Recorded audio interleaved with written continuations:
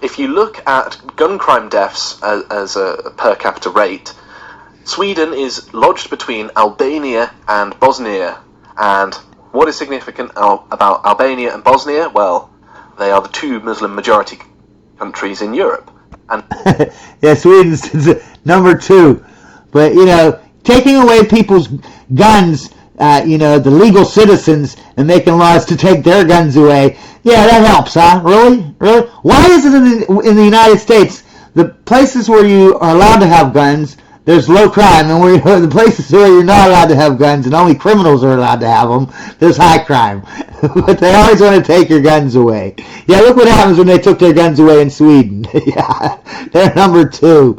They're all third world countries. That's just killing me. If third world countries are so great, you know, why don't they stay in the third world countries? They're leaving them because they suck. Yet they want to bring those values with them.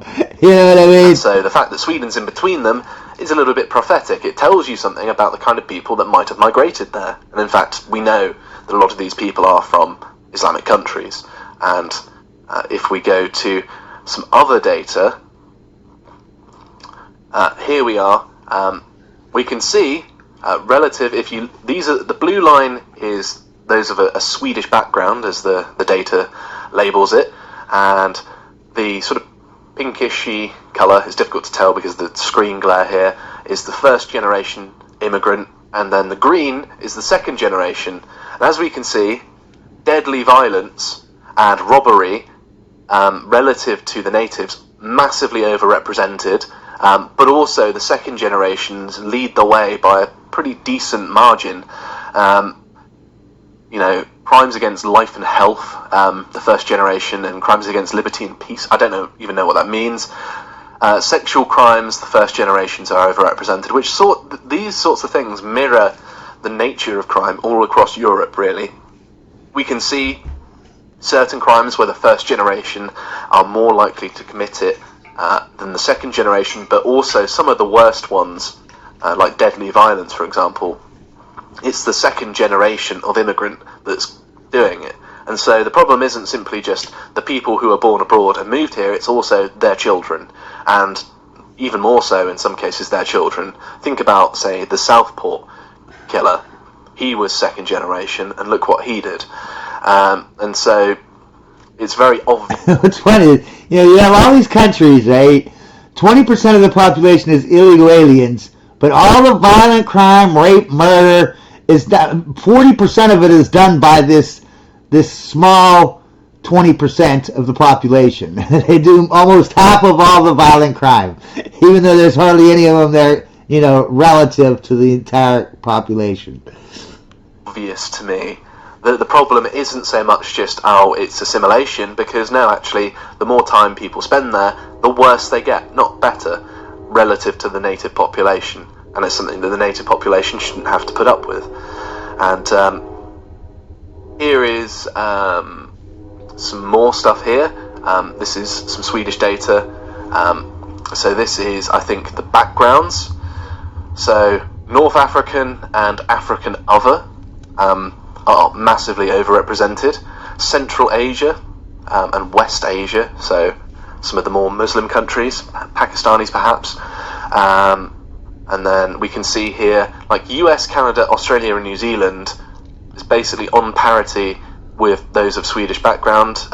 Nordics, except Sweden, only slightly overrepresented, but not by the same degree as countries outside of Europe. The countries outside of Europe are just massively overrepresented, except for maybe South Asia and, you know, East Asia as well is actually underrepresented, which mirrors entirely what we've been saying for years. Chinese or Koreans or Japanese. Yeah, exactly. What's interesting is that the Swedes themselves are not very criminal. No. The native Swedes. As we know from the era before they opened their borders. Exactly. Very, very peaceful country.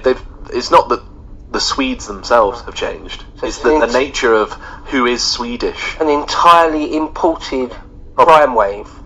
Yeah, it was entirely the very worst preventable. types of crime. Yeah, it is the worst types of crime, and it's yeah, they had like zero crime, and I mean that's obviously you can never have zero, but they had like the lowest crime rates of like the world. Then they open up their borders, and then they're like, have all this crime, and they're like, well, it's racist if you say that they're doing the crime. It's something that's entirely preventable and was politically imposed upon them, much the same as lots of other European countries. If we go back to the addition and the conjunction between open borders and welfarism, you see how this all is a recipe for disaster, because it says essentially let the borders be open and let us just give too much money as social provisions, and let's just increase spending for social provisions. And this actually has a hidden layer of evil behind it, because it literally lends to the narrative of all this is an issue of insufficient money given to people who perpetrate this such crime. Because if you have a welfarist background, a very leftist welfarist mindset, and you think that all crime comes from lack of economic prospects, then the only way to react to this is by saying, well, let us just flatten out economic inequalities, let us tax the Swedish more in order to give more money to these people so crime diminishes. And of course that'll make the problem worse, won't it? Yeah. And we can look at things like Danish data, and the Danes keep very good records of the nationality of origin and crime conviction rates here, and you can see that lots of countries like Kuwait, Somalia, Lebanon, Tunisia, Jordan, Uganda, Iraq, Morocco, Algeria, Ethiopia, Syria, Afghanistan, Egypt, Iran, Turkey, Kenya, Ghana, all overrepresented. For some reason Myanmar's up there. I didn't realise they'd get many people from there.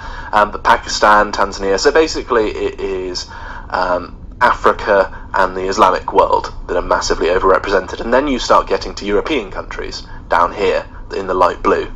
And there's such a clear distinction between the two here, aren't there?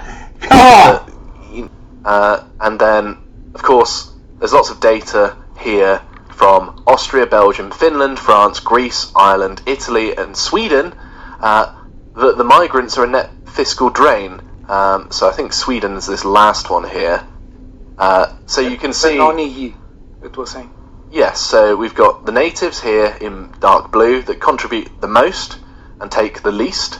Then intra-EU, slightly less so. And then extra-EU, you can see that the amount that they actually contribute to the economy doesn't outweigh the amount they take from it in later life. So they're not net contributors at all, actually. And you can see that very clearly here, that this part of the graph under the line is much more significant than the part over it. It's not even close. In fact, it's almost 2 to 1, just from eyeballing it, and it may well be that they take twice as much as they provide. And so yes, Sweden has imported foreign criminals who basically tyrannize and terrorize the native population, and they're paying for it in the same way that many other European countries are as well. And here is precisely what is going to happen if you add DEI and equality of opportunity and all these things. Again, it's going to lead towards a narrative that says, let us give even more material. Well, what would happen would be all of the peaks would lower, and everyone would be worse off, wouldn't they? That's how it would work. So I'm going to quickly fire through what is actually being done, and I'm just going to say what's happening ever so quickly, and then summarise what needs to be done further. So in September of 23, they introduced new rules for labour migrants. Basically, work permits will only be made available to those labour migrants in Sweden who earn a salary of at least 80% of the Swedish median salary. That was to mitigate some of the financial damage that it's doing. And then in October of 23, they made it harder for non-European migrants to claim benefits. And then in August of 24, they were discussing paying Swedish passport holders that are foreign-born the equivalent of $1,000 to leave Sweden, basically paying a sort of Danegeld to get rid of the foreign gangs. But of course, if you've got an illegal, they can just keep on coming back and rinsing you of that grand each time. Although, here's another one. This was from August of 24 as well. Basically, they introduced a law which would force public sector workers to report undocumented migrants, basically. And of course, this is the Guardian saying it's utterly inhumane to report people illegally in your country if you're a public official, which is... See, this is what they did with the black community. You know what I mean? Oh, snitches get stitches. They don't want, you want to lock up any murderer or rapist, you're a racist. And then their neighborhoods are full of rapists and murderers, and then they wonder why the white man is keeping them down. Maybe you're keeping yourself down by not locking up and getting rid of the rapists and murderers. You know what I mean? You've got to snitch if you want a society to work. Okay? If you want a mafia-type society, then yes, snitches get stitches, okay? Which is obviously ridiculous. Do they have any article now saying how inhumane the bombings are? No. Funnily enough, they don't. The humanity of those victims, that doesn't matter. Yeah. So some people are more human than others. So here in October, they were having tougher... Yeah, human rights are only for third world countries, apparently, or people from third world countries. First world countries have no human rights. They're not human. And then all the first world countries are like, oh, okay, you're right. We're not humans. We don't deserve human rights. Okay, that sounds good. Of rules, they actually talked about introducing DNA testing to see if someone was part of a family before reunifying them. I personally think that who cares? If you come to the country, if anything, you should be removed. If you want to join your family, you can all go back home.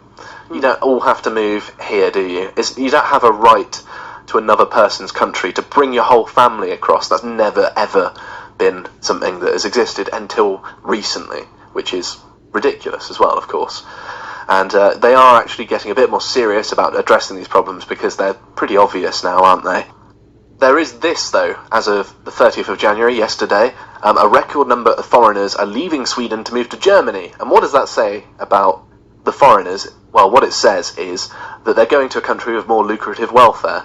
It's not so much that Sweden stopped being appealing to them, it's just that they can get a better gig elsewhere, which suggests, to my mind, that they're only there to rinse the native Swedes of their money, and then they're going to leave. What they do in the United States, right? They go to one city, they drain the resources, and then when they get cut off, they got free planes and free bus tickets to go to another city, another sanctuary city where they can drain all their resources, and then when they get kicked off all that and it's drained out of there, they go to another city and just do it over and over again. It's like their job. It doesn't really matter that much. They've got no roots to the land. Well, of course they don't, because they're from abroad.